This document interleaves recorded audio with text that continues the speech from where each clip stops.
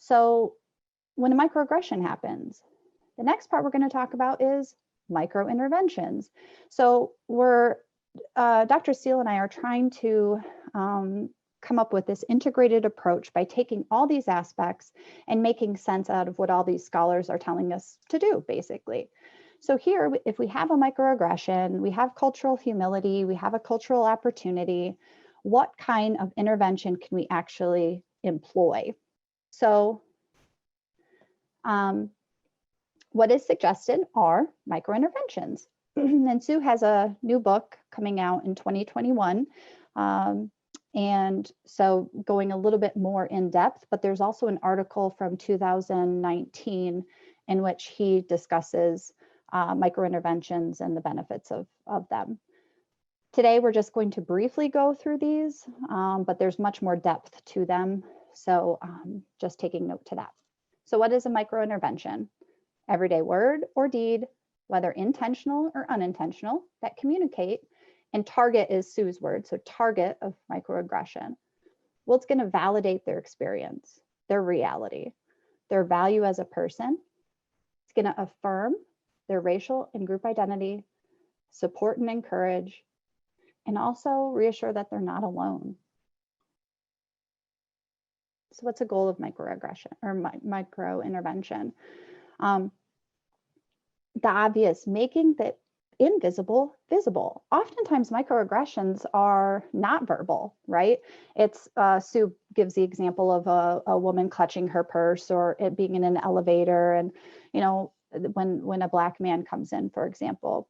So it's like not necessarily just verbal, but the nonverbal. So how do we make what someone said visible as a microaggression? How do we disarm it appropriately? And how do we educate the offender, if we can, about the meta communication that they send, and then also seek external support when needed? So these are the goals of these type of interventions. Well, there's 3 different types of interventions. Excuse me.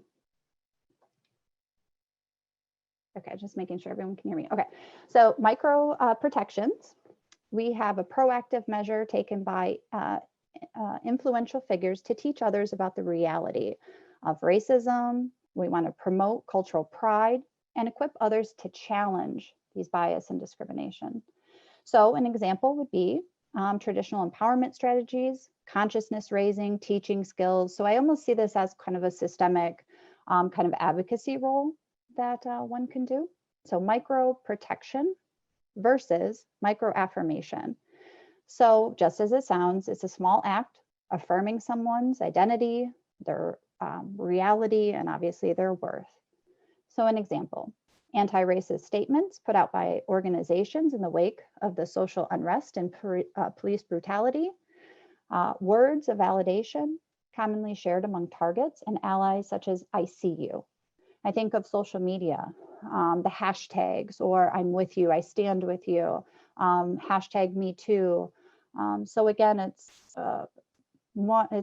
not so much at an individual basis as much as, again, the opportunity for more systemic. But a micro challenge is something I think as therapists, and specifically in group, that we would use an example of a micro challenge. So it's a direct action taken to challenge the bias and oppressive behaviors, policies, and practices. So what's an example? Directly confronting perpetrators. We'll give you some examples here in a minute. Social advocacy and civil disobedience, such as protests or boycotts. So micro challenges.